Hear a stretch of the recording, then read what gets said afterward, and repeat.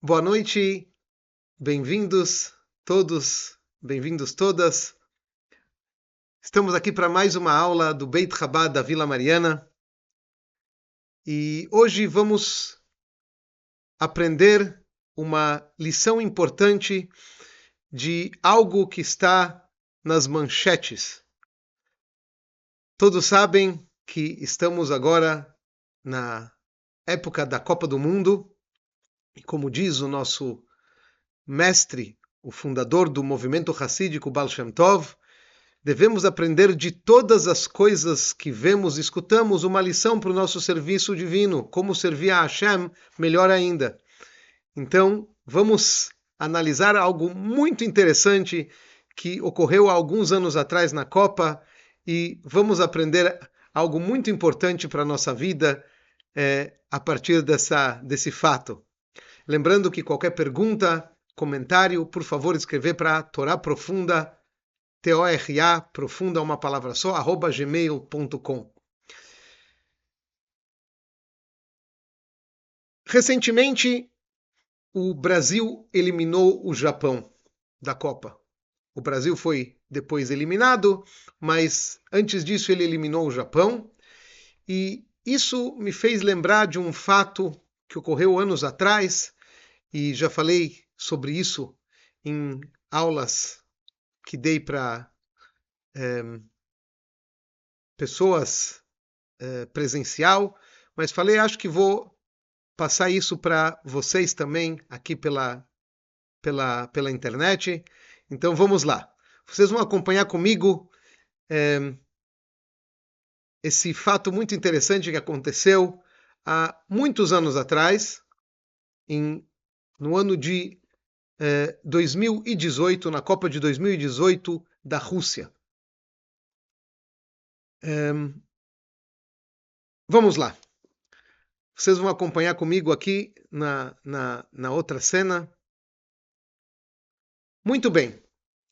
O impacto de um ato. A grande influência de um ato isolado de uma pessoa. Muitas vezes a gente se pergunta, puxa vida, meu ato tem um valor tão importante? Meu ato, ele tem algum impacto? Sou uma pessoa única aqui no mundo, sou tão pequenininho. Como é que meu ato pode ter uma influência tão grande? Ainda mais como a gente sabe que o Maimônides escreve, e já repetimos isso várias vezes, que um ato, uma fala, ou até mesmo um pensamento positivo de alguém pode trazer a redenção imediatamente, trazer a Geulah, trazer a completa e verdadeira redenção através de Mashiach. Pode ser que é isso que falta. Eu dei uma moedinha para Tzedakah, eu fiz uma brachá, uma bênção, eu cumpri as leis de Shabat, eu fiz uma tefilá, falei um capítulo de Salmos. Isso pode ser aquilo que está faltando para trazer a redenção. Eu pensei numa palavra de Torá, pensei bem de uma pessoa. Tudo isso tem um impacto muito grande. Mas às vezes fica difícil para a gente nesse mundo físico pensar em alguma coisa assim e imaginar isso aqui. Então vamos lá. Para a nossa aula, vamos entender isso um pouco melhor, baseado em algo que ocorre nesse mundo físico e material. Muito bem. A Copa do Mundo.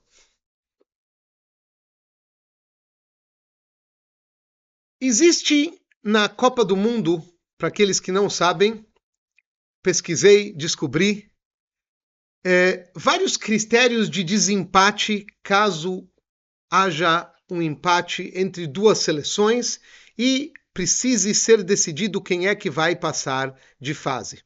Então, vamos explicar isso daqui um pouquinho melhor. Desculpem aqui o movimento. Ok, aqui estamos de volta. Vamos lá. Vamos. Opa, agora sim. Vamos ver. Você tem aqui os critérios de desempate da Copa do Mundo. Se duas equipes empatam, por exemplo, o que acontece no começo da Copa do Mundo, na primeira fase, onde, pelo menos antigamente, duas equipes passavam para a segunda fase da Copa. Hoje em dia tem outras equipes que passam também, mas vamos dizer que num grupo, que normalmente é formado de 4 equipes, 4 seleções, só passam as 2 primeiras. E assim era na Copa de 2018. Vamos dizer que o primeiro e o segundo lugar, o segundo e o terceiro lugar, quem é primeiro, quem é segundo, como é que desempata? Então, primeira coisa, obviamente, são os pontos, certo? De acordo com as vitórias. Então, um time que teve várias vitórias, faz mais pontos que o outro, e isso é óbvio, isso daqui faz com que a equipe passe de fase. Mas se elas se igualam na pontuação, vamos dizer que 2 equipes têm o mesmo número de pontos, o que se faz para saber quem é que está na frente? Por exemplo, o exemplo que a gente vai trazer logo para vocês é de algo que aconteceu na Copa de 2018, como mencionamos, que uma equipe passou, ela foi em primeira do grupo, só que a segunda e a terceira equipe ficaram exatamente com o mesmo número de pontos. Então a gente vai olhar no saldo de gols. No saldo de gols, quer dizer, qual é o saldo? Por exemplo, uma equipe que fez 10 gols e levou 6 gols, então o saldo de gols dela é 4. 10 menos 6 vai dar 4. Se uma outra equipe fez 10 gols também, só que levou 7 gols, ela tem um saldo de gols de 3. 10 menos 7. Então ela tem um saldo de gols menor. Automaticamente, a equipe que levou menos gols vai passar. Se elas se igualarem nisso também, vamos dizer que o saldo de gols é igual. Então se passa para gols marcados. Então vamos dizer, pode ter 2 equipes que têm o mesmo saldo de gols, mas, por exemplo, uma delas fez 6 gols e levou 1, ficou com 5 de saldo de gol, e a outra fez 10 gols e levou 5. Também ficou com 5 de saldo de gol. Quer dizer, é o mesmo saldo, só que aí a gente vai para os gols marcados. Tem uma equipe que fez 6, uma equipe que fez 10. Então essa que fez 10, ela tem prioridade, ela que vai passar de fase. Depois, vamos dizer que esses números também são iguais. Se passa para confronto direto. Essas 2 seleções, essas 2 equipes, quando elas jogaram uma contra a outra, quem ganhou? Então vamos dizer que a equipe A ganhou, a equipe B ganhou. Então, se elas empataram nos 2 primeiros critérios, vamos ver quem ganhou no jogo entre elas. Então, quem ganhou é que passa. Só que pode acontecer que o jogo entre elas empatou. Então, já que o jogo delas empatou, automaticamente tem que passar para um outro critério. E assim, o critério é cartões amarelos e vermelhos e, posteriormente, o sorteio. Se elas empatam, cartões amarelos e vermelhos quer dizer que alguém teve alguma infração, fez faltas nos outros jogadores, falou feio, se comportou de uma maneira errada. Então, cartão amarelo é algo, vamos dizer, para quem não conhece futebol, é uma advertência, e cartão vermelho é uma advertência muito pior, é uma expulsão do jogo. Então, de acordo com o número de cartões amarelos e vermelhos, se vê quantos pontos negativos cada um teve. Quem tem menos ponto negativo é aquele que está melhor. Se empatam nisso, então se vai para um sorteio, que é simplesmente um sorteio, porque não tem mais como ver quem é melhor. Muito bem, vamos continuar aqui a nosso slide, porque eu já demorei muito com esse aqui, mas eu acho que está bem claro, todo mundo deve ter entendido. Muito bem. Vou tirar minha imagem aqui da frente para não atrapalhar. Só um momentinho. Opa. Muito bem, vou ficar aqui embaixo. Muito bem, aconteceu nos jogos do grupo H, naquele ano, na Copa de 2018, do qual participavam Colômbia, Japão, Polônia e Senegal. Aqui vocês têm a lista dos jogos, eu não vou entrar agora em todos os detalhes, mas a Colômbia perdeu do Japão, a Colômbia venceu a Polônia e a Colômbia venceu o Senegal. Por outro lado, o Japão, que tinha ganho da Colômbia, ele empatou com o Senegal e ele perdeu da Polônia. E o Senegal, ele ganhou da Polônia, empatou com o Japão, mas também perdeu da Colômbia, tá? Então, essas 3 seleções foram as melhores 3 seleções desse grupo. Já a Polônia, ela já foi desclassificada automaticamente, tá? Vamos lá, passar para a próxima cena, para a gente entender melhor o que aconteceu. Muito bem! Aqui não é aula de futebol, pessoal, é aula de Torá, mas de tudo a gente tem que aprender alguma coisa. Muito bem. Naquela ocasião, o que aconteceu? Aconteceu o seguinte, que a Colômbia, ela ganhou 6 pontos, porque ela teve 2 vitórias, cada vitória vale 3 pontos. O Japão, ele teve uma vitória, um empate e uma derrota, certo? Sim, é exatamente isso. Estou olhando aqui na tela. E o Senegal teve também, igualzinho ao Japão, 3 pontos, uma vitória, um empate e uma derrota. Certo? A Colômbia ficou em primeiro, a Polônia foi desclassificada, porque ficou em último, e agora temos que saber o que acontece, quem fica em segundo lugar. Afinal, 2 equipes, 2 seleções têm o mesmo número de pontos. Vamos ver o que aconteceu. 4 e 4 é um número de pontos. P. Vamos para cá. Saldo de gols. Desculpa. Gols pró, na verdade, gols que cada um fez. Cada um fez 4 gols.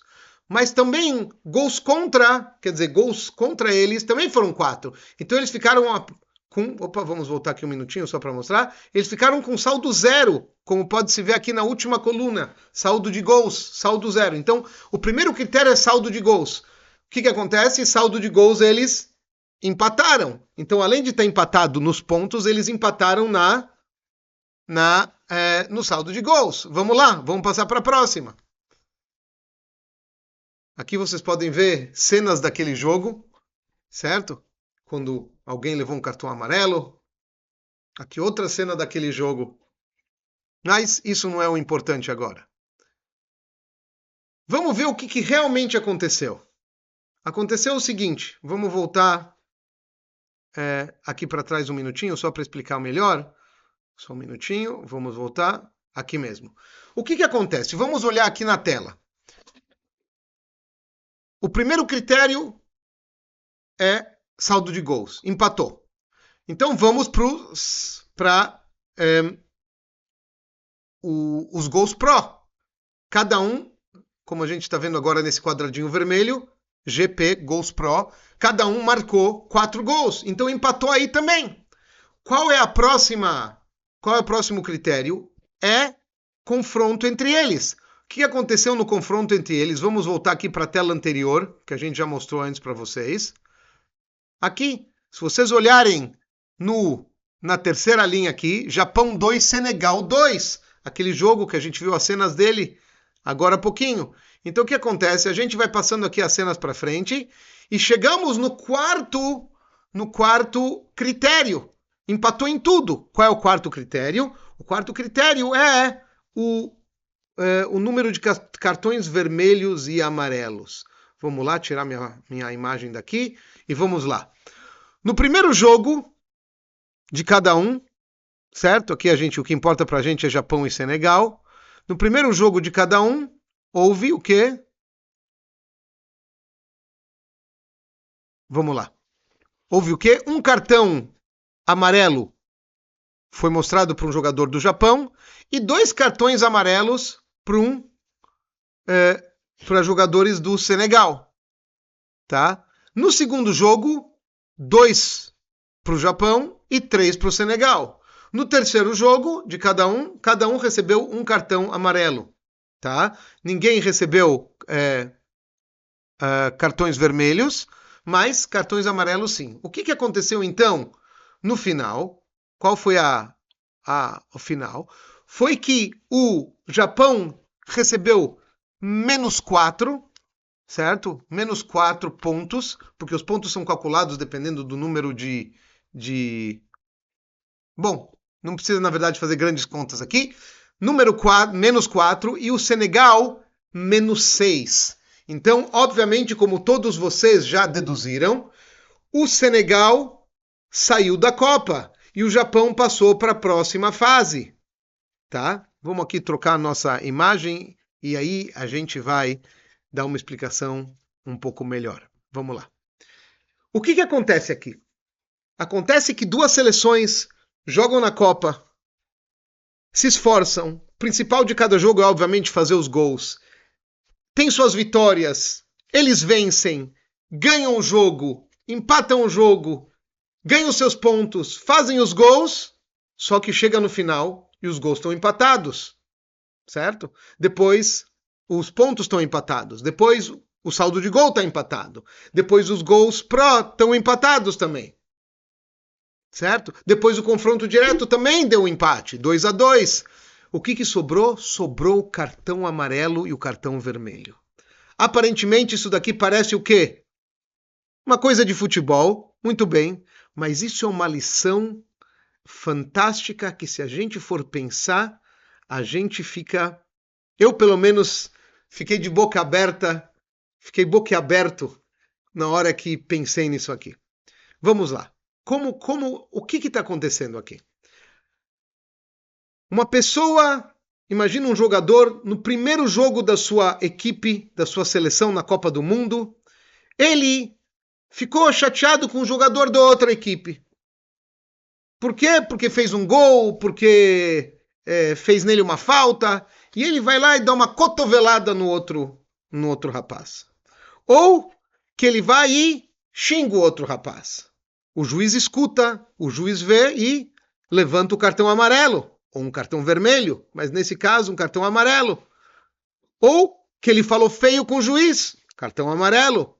Ou fez qualquer outra atitude indevida durante o jogo, recebe um cartão amarelo, vermelho até. Uma falta violenta, alguma desobediência muito grave. Bom, então eu recebi uma advertência, ou até mesmo fui expulso. Bom, isso daqui, meu time vai ter que sofrer as consequências no próximo jogo, eu não vou estar presente, etc. Mas as pessoas não percebem, os jogadores não percebem, que aquele ato que ele fez, por um instante, porque ele não conseguiu se controlar, isso daqui pode levar depois a seleção dele a ser eliminada da Copa do Mundo. Em outras palavras, imaginem os jogadores do Senegal. Eles tiveram 2 cartões amarelos a mais do que o Japão. Imagina! Por que isso aconteceu? Não sei. Tem que se analisar aqueles jogos.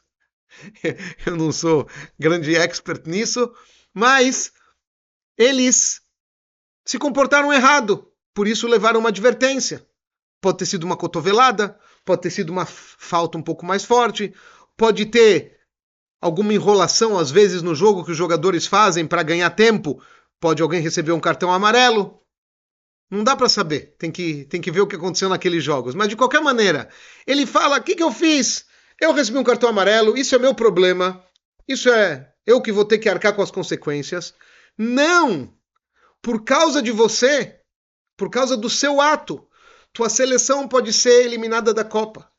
E o teu país, imagina o Brasil, que aqui todo barulho que se faz com a Copa do Mundo, imagina um país, não vou dizer o país inteiro, porque não é todo mundo que está ligado na Copa, mas milhões de pessoas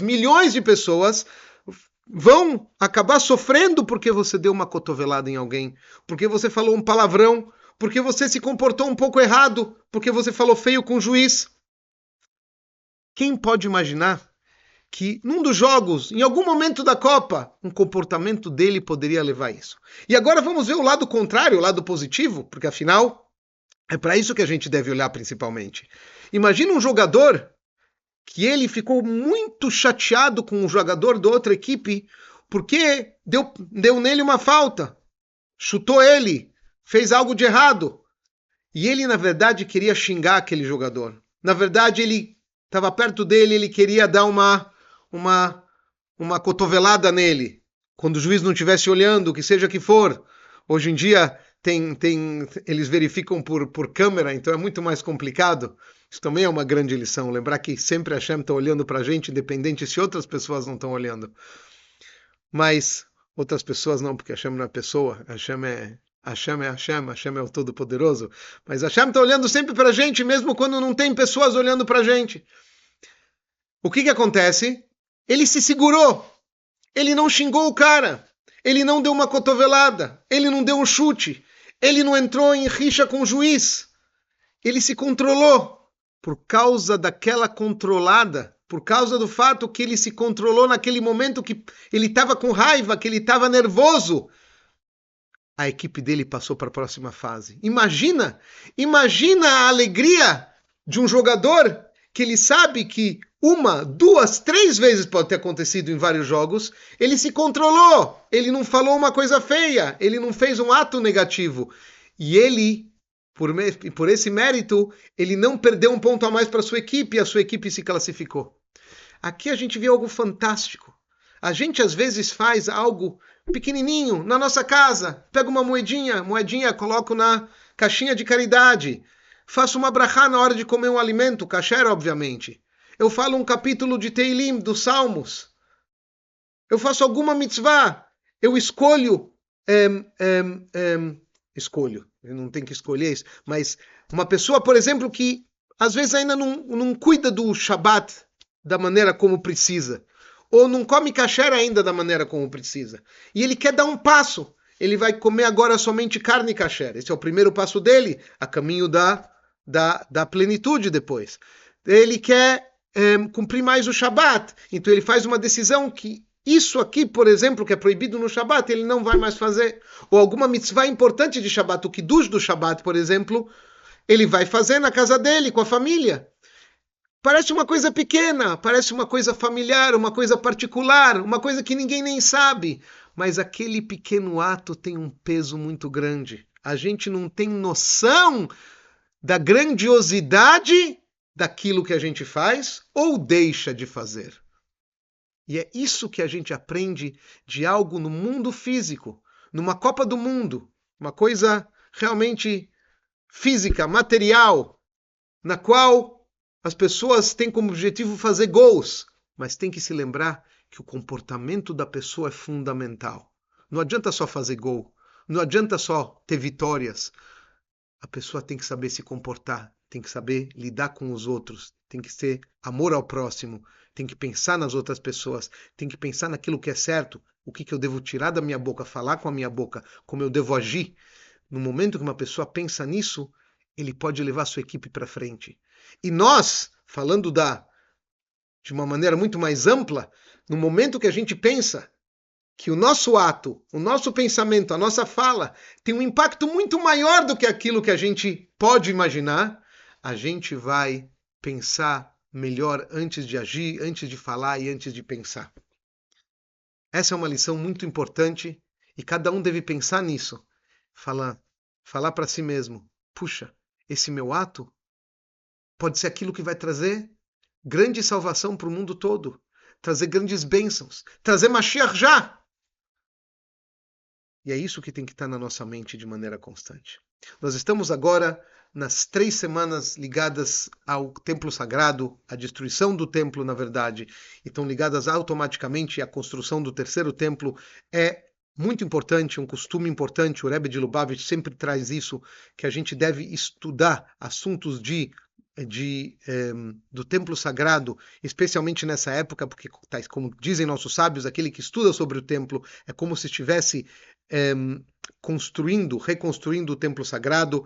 Então, automaticamente, quando a gente estuda algo, a gente está fazendo algo muito maior do que a gente pode imaginar.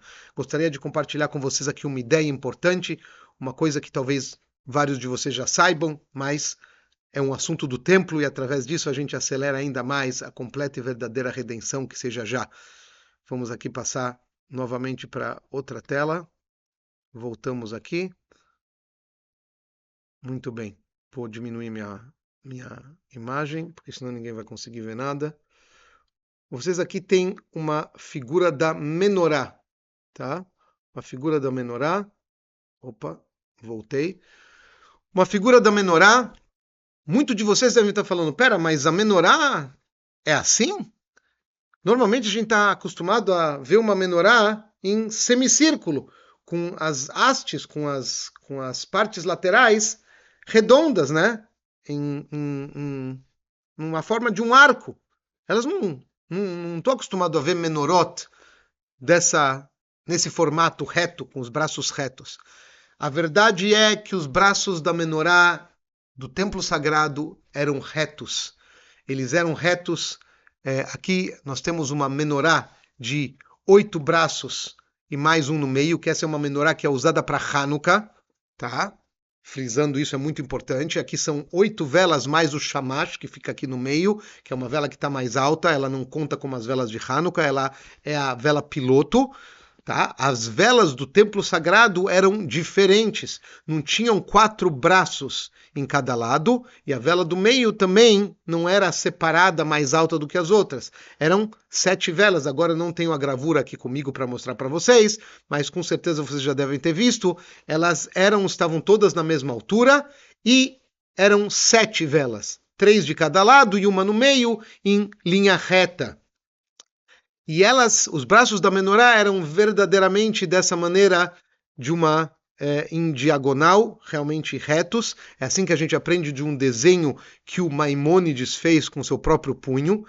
E vocês podem perceber que um dos ornamentos da menorá, como é sabido, eram os cálices, os copos, certo? E muita gente desenha, mesmo gente que desenha a menorá da maneira correta, com os braços retos, eles colocam os copos de cabeça para cima. Se vocês olharem bem para essa menorá, vocês vão ver que aqui os braços